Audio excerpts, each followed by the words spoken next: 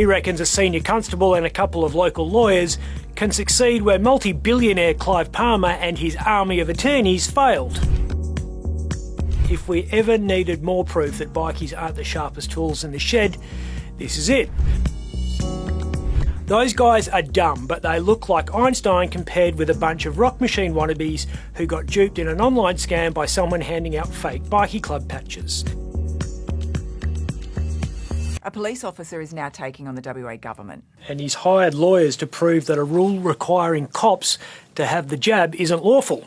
Starting Wednesday, officers face fines of $20,000 if they go into a police facility without having at least one jab. Chris Dawson took this issue so seriously that he threatened to stop paying unvaxxed cops. But at today's police union annual meeting, it emerged that our top cop has backed away from that option and has decided the best way to deal with unvaxxed officers is to stand them down on full pay.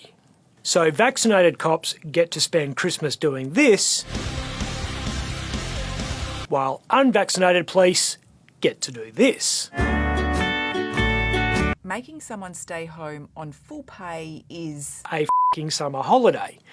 One of the cops who'll be sucking down Coronas by the pool while his colleagues get spat on in Northbridge is Ben Falconer. He reckons a senior constable and a couple of local lawyers can succeed where multi-billionaire Clive Palmer and his army of attorneys failed. I want your legal advice. I even pay for it. But to me, you're all vipers. What do you reckon of his chances? I reckon the only thing Senior Constable Ben Falconer's lawyers will prove in court is that Senior Constable Ben Falconer is living evidence of the skills crisis in this state. I will be amazed if this guy hasn't tasered himself. He's about to waste a lot of money, as is anyone else who stumps up the $10,000 required to join this legal action. They've got a GoFundMe page. Who are his lawyers? Even though most people reckon this action is doomed to fail, the lawyers involved actually aren't rinky-dink. It's outrageous, egregious, preposterous. The law firm is Hodgkin Hanley. They used to represent Len Buckridge, and they charge like wounded bulls. Apparently some brainiacs think you can buy a bikie patch. If we ever needed more proof that bikies aren't the sharpest tools in the shed, this is it. I actually thought the dumbest outlaws ever were these guys. The guy on the left is Chris Boyd Orchard. Ballistic, as he's known, complained about how anti-bikie laws risk turning WA into Nazi Germany. And he said this while standing in front of a swastika. Why are they pointing at that bloke in the middle? The photographer said, who's got the worst mullet in Australia? Those guys are dumb, but they look like Einstein compared with a bunch of rock machine wannabes who got duped in an online scam by someone handing out fake bikie club patches. Someone out there has Googled how to join the rock machine and stumbled across a guy selling club paraphernalia. They handed over a few $100s, got the stuff in the mail and thought, hey presto, we're bikies. This pissed off the real rock machine, and now there are two rock machine gangs in Perth. The rock machine, which patched over a gang called Satadura a few years ago and traces their heritage to Canada, where a war with the Hells Angels saw 70 car bombs go off. And the other rock machine, which comprises idiots who thought becoming a patch member of an outlaw motorcycle gang was as easy as logging on to rockmachine.org. Wait up, guys! Can't fix stupidity. Does anyone know the real enrolment process? The initiation ceremonies to get into the original 4 clubs, which we'll call real bikie clubs, are some of the most closely guarded secrets in the underworld. We know there is a nomination fee, and we know that you need to buy a Harley using your own money, and that bike remains the property of the club. But apart from that, it's a bit hazy. Rumour is they take you away for a weekend of drinking and drugs, and every time someone needs to take a spew or a piss or a shit, they do it in a trough.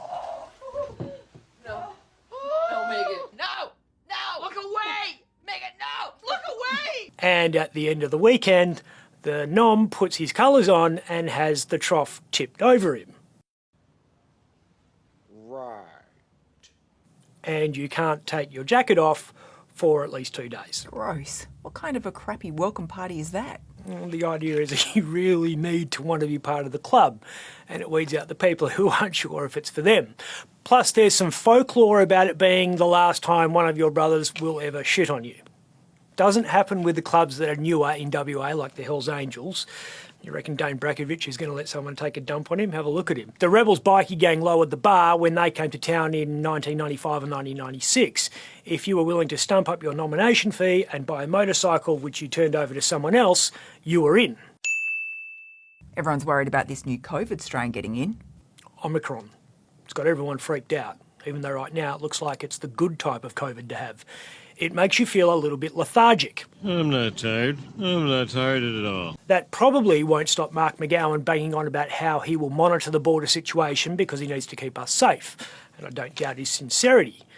But there's another reason. If you go to the last state budget and turn to page 3 of budget paper number 3, you'll see a chart that's the other reason he doesn't want to open the borders. Gross state product and state final demand are the two most important indicators of economic health. In WA, they go backwards next financial year because when Treasury compiled that chart, they assumed the borders would open sometime in 2022. Treasury knows that people will very quickly remember there are more exciting places to visit than Dandaragan and more interesting things to spend your money on than Kitchen Warehouse. A lot of money is going to flow out of this state when the borders come down. The uncertainty over Omicron and whatever inevitable new variant emerges in the next few months might see the borders up for longer than we expected, which means our money is trapped. McGowan needs that money to stay local because of this line in the same budget chart. He assumed iron ore would average $121.30 a tonne in 21-22. Right now, it's under 100. Ouch. And every dollar below the estimate strips $20 million from state coffers over the course of a year. And when you're paying a bunch of cops to sit around doing nothing instead of arresting Chris Ballistic Orchard for crimes against historical analogies, you need all the money you can get. I'm Ben Harvey.